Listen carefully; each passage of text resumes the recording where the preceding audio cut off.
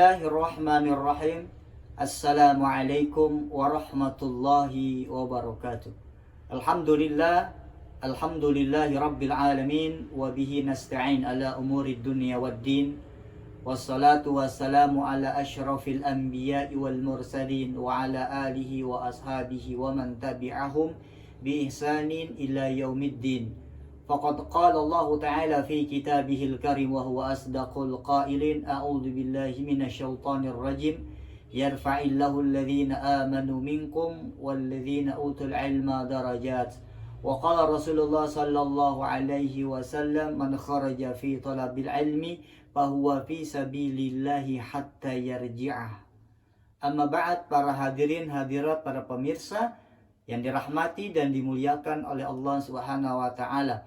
Alhamdulillah, berjumpa kembali dengan kami di channel ini, channel Al-Huda Center kajian Islami. Dan kami kembali hadir di hadapan para pemirsa untuk menyajikan kajian hadis-hadis Rasul Sallallahu Alaihi Wasallam yang kita baca dan kita pelajari dari kitab hadis Asy-Syama'il Al-Muhammadiyah karya Imam Tirmidzi. Bagi para pemirsa yang memiliki kitab hadis tersebut bisa membukanya di nomor hadis ke-15. Karena hari ini kita sudah mencapai hadis ke-15. Dan ini merupakan bab kedua. Setelah bab pertama sudah kita selesaikan pembacaan hadisnya. Dan sekarang masuk kepada babun maja'a fi khatamin nubuwah. Jadi bab ini membahas tentang tanda kenabian dari Nabi Muhammad Sallallahu Alaihi Wasallam.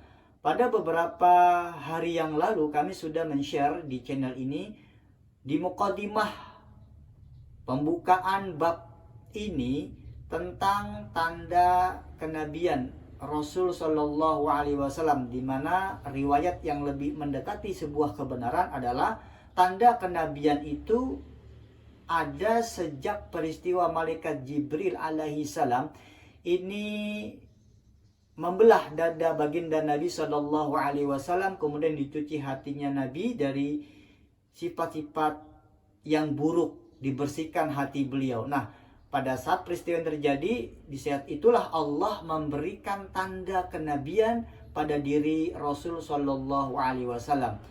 Kami akan membacakan hadis di nomor ke-15 tersebut. Haddatsana Qutaibah bin Sa'id. Haddatsana Khatim bin Ismail. Anil Ja'di bin Abdurrahman. Qala sami'tu As-Sa'ib ibn Yazid yaqul. Jadi hadis ini dari Sa'ib bin Yazid. Beliau berkata, zahabat bi khalati ila Nabi sallallahu alaihi wasallam.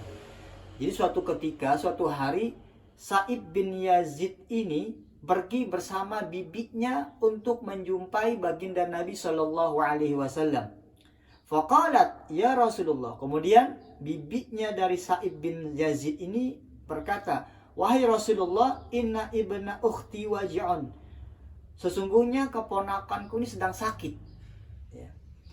Dalam sebuah riwayat dinyatakan, riwayat yang lain, sakitnya Sa'id bin Yazid ini menurut Imam Ibnu Hajar Al-Asqalani di dalam kitab Fathul Bari ini disebutkan adalah sakit di bagian kaki.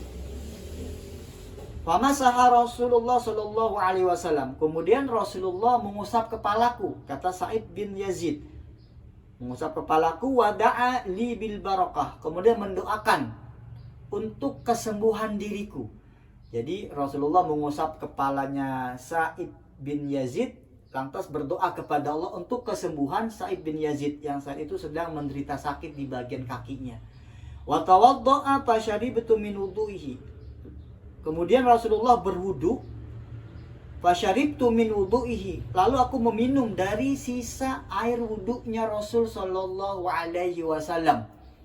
Nah, ini tindakan dari Sa'id bin Yazid ini adalah untuk mencari keberkahan.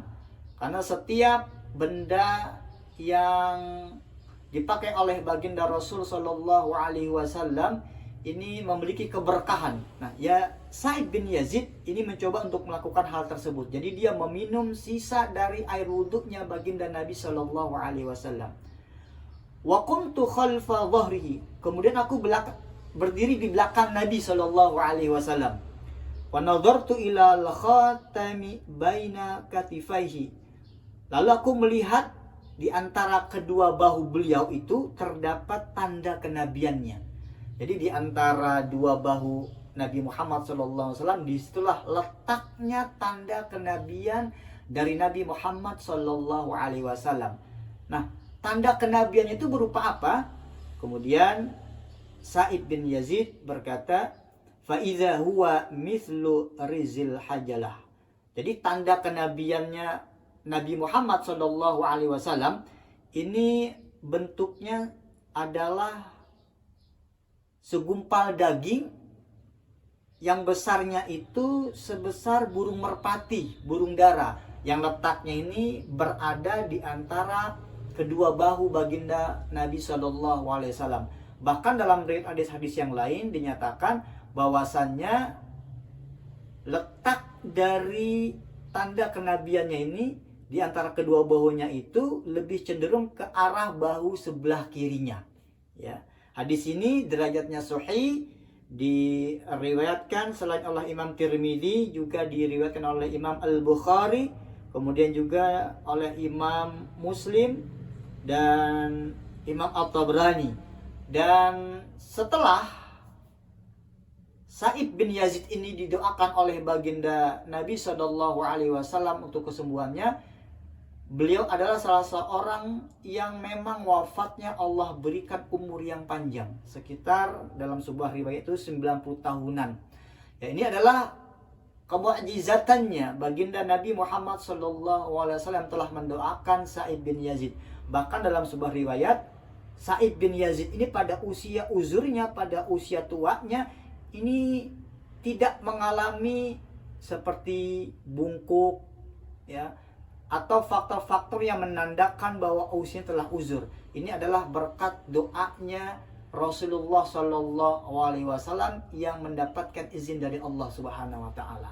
Baik para pemirsa, hadirin hadirat yang Allah muliakan, inilah pembacaan kita di hadis nomor 15. Mudah-mudahan memberikan manfaat, mudah-mudahan menambah pengetahuan dan wawasan kita untuk semua, dan menambah kecintaan kita kepada baginda Nabi Muhammad SAW. Terima kasih atas segala perhatiannya. Mohon maaf atas segala kekurangannya. Wabillahi taufiq wal hidayah. Wassalamualaikum warahmatullahi wabarakatuh.